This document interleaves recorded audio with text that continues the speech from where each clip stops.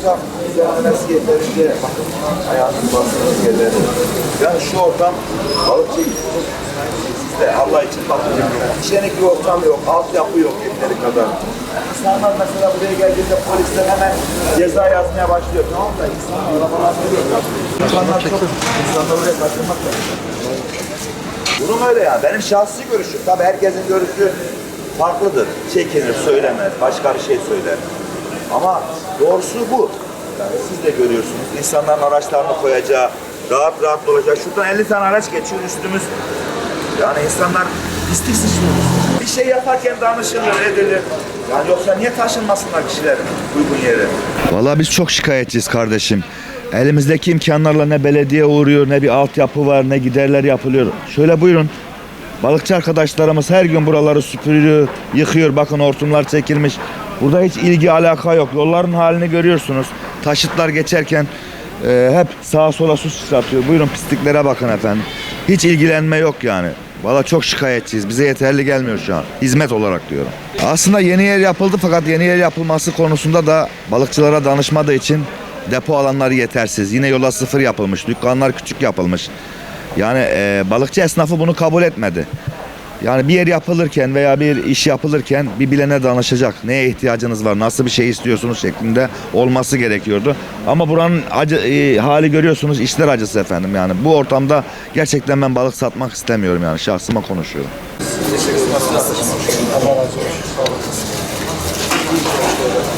Yapılan yerler iyi olmadı, hiç kimse gitmedi oraya. Evet.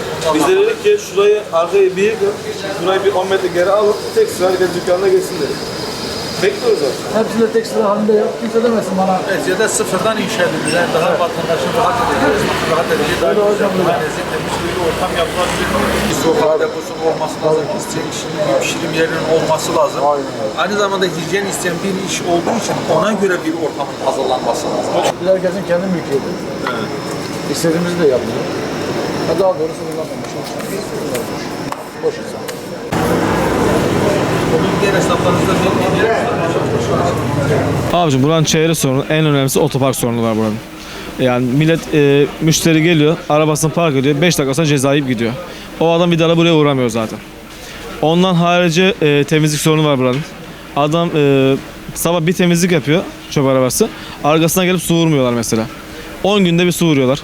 Yani vurdukları zaman da biz görmüyoruz zaten. Ne zaman vuruyorlar biz de bilmiyoruz. Buranın en büyük sorunu temizlik ve otopark. Bir de yeni yapılan yerin düzensiz olması. Adamlar tek sıra yapacağına her bir dükkanın altına, 5 katlı binanın altına bir dükkan dağıttığı için kimse gitmedi oraya. Yani buranın dediğim gibi en temel sorunu temizlik ve otoparktır. Çalıyor. 3 dönemde burası böyle. 2 dakikaya bak, insanın midesi bulanıyor. Muhatap olacağımız kimse yok. Bismillahirrahmanirrahim. Evet, değerli basın mensupları, şu anda burada Adana'mız için çok kadim bir geçmişe sahip olan Balıkçılar Pazarı'ndayız.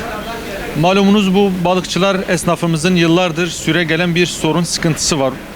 Bunlardan en önemlisi park sorunu ve şu an geldik burada bizzatihi yerinde de bunu inceleme fırsatı bulduk ve gördük. Maalesef buradaki esnaf kardeşlerimizi dinlediğimiz zaman burada bir vatandaş gelip 1-2 kilo balık alıp akşam ailesiyle beraber yemek istediğinde vermiş olduğu o paranın 2-3 katı kadar ceza yiyebiliyor. Trafik sorunundan ve park sorunundan dolayı. Ve bununla birlikte aynı şekilde şu an Balıkçılar Pazarı'nın arka tarafında belediyenin yapmış olduğu balıkçı esnaflarımız için dükkanlar var. Fakat burada esnaflarımızı dinlediğimiz zaman esnaflarımızın dile getirmiş olduğu husus oradaki yerin hem konum itibariyle ve aynı zamanda metrekare açısından buradaki ihtiyaçlarına cevap veremediğinden dolayı bu işi orada yapamayacaklarını söylüyorlar. Çünkü malumunuz balığın bozulma ihtimalinden dolayı buradaki balıkçı esnaflarımızın bu işi yapabilmeleri için kendilerine tahsis edilen yerde aynı zamanda bir soğuk hava deposunun olması lazım ve aynı zamanda kendi ürünlerini teşhir edebilecekleri, tezgahlarını açabilecekleri bir yerin ve bununla birlikte pişirim yapmak isteyen esnaflarımız için de ortamın müsait olması lazım. Fakat kendilerine önerilmiş oldukları yer böyle bir ihtiyaca cevap vermediğinden dolayı esnaf kardeşlerimizi bu işi orada yapamayacaklarından dolayı şu anda bir girdafın içerisinde bulunuyorlar. Ve bununla birlikte belediye gitmişler. Kendilerine bu hususta alakalı yardımcı olacaklarını söylemişler. Fakat maalesef sadra şifa olabilecek herhangi bir çözüm şu anda hali hazırda çıkmış değil.